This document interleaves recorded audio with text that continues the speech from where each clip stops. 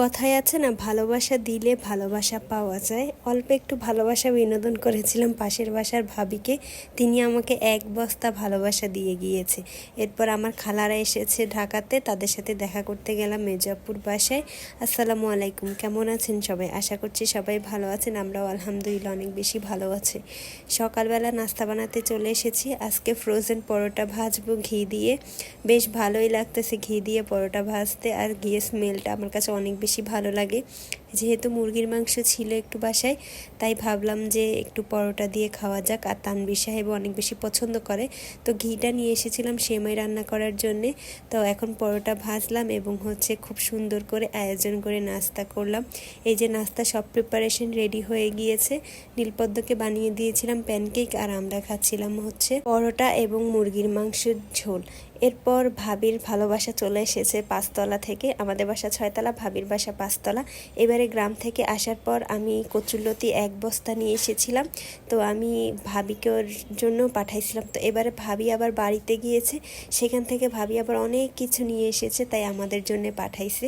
তো ভাবি আমাদেরকে বেগুন দিছে, মিষ্টি কুমড়া দিছে, ভাবিদের গাছের পাকা আম, যদিও পুরোপুরি পাকেনি, তবে বাসায় রেখে দিলে এটা পাকার সম্ভাবনা আছে। অনেকগুলাই আমি প্রায় হলুদের দিকে চলে গিয়েছে।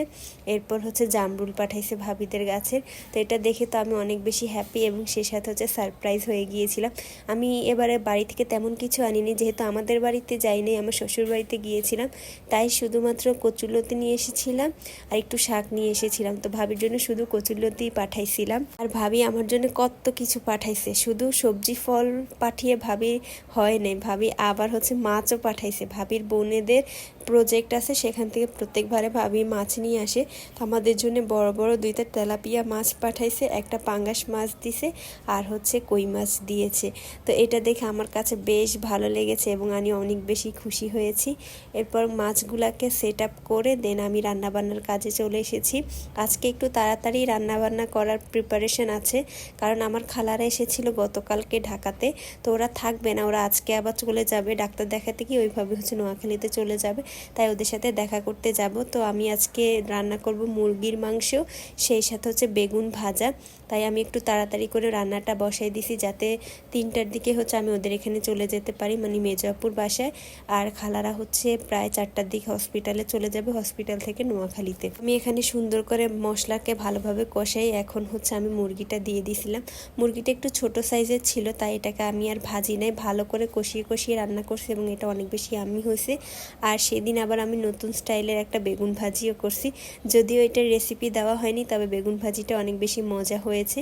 তো অনেক সময় ধরে এটাকে কষানোর পর পানি দিয়ে দিছি এক সাইডে, এটা আর অন্য সাইডে এই যে বেগুন ভাজিটা। আমি এটার রেসিপিটা একদিন শেয়ার করে দিব, তবে এটা খেতে কিন্তু বেশ মজা। এটার কালারটা দেখলেই বোঝা যায় এটা অনেক বেশি ইয়ামি। তো রান্নাবান্না শেষ করার পরে আমি নীলপদ্মকে সুন্দর করে রেডি করি। আমরা আপুদের বাসায় চলে যাচ্ছি।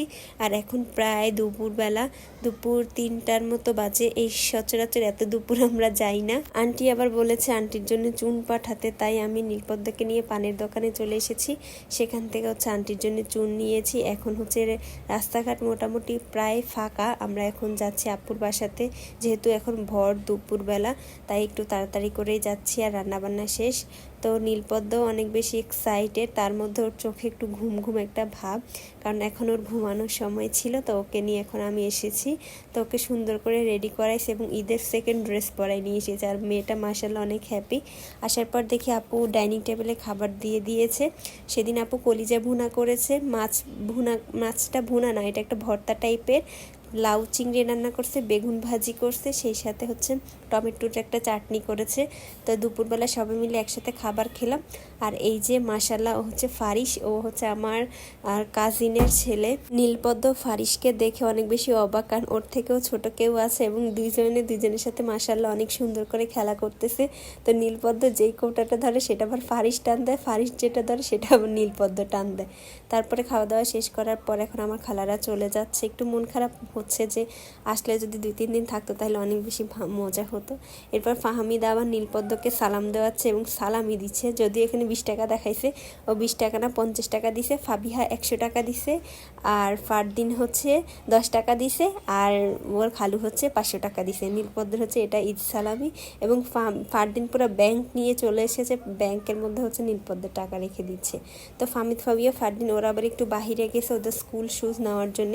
কয়দিন পর ফারদিন আবার স্কুল ড্রেস পরবে, এখনও পর্যন্ত স্কুল ড্রেস পরে নাই, বানাইতে দিছে, তাই হচ্ছে স্কুলের জুতা নিয়ে এসেছে। তো ফাহমিদ এবং ফাবিহার জুতাও নষ্ট হয়ে গেছে, ওরাও হচ্ছে জুতা মানে ওদের নিজেদের জন্য কিনতে গিয়েছে। তো আমাকে এসে হচ্ছে দেখাচ্ছে আর বললো, ব্লগ করবি না, তাড়াতাড়ি করে ব্লগ কর। মানে কিছু একটা হলেই হচ্ছে এদের ব্লগ করা লাগে, ওরা অনেক পছন্দ করে ব্লগ করতে।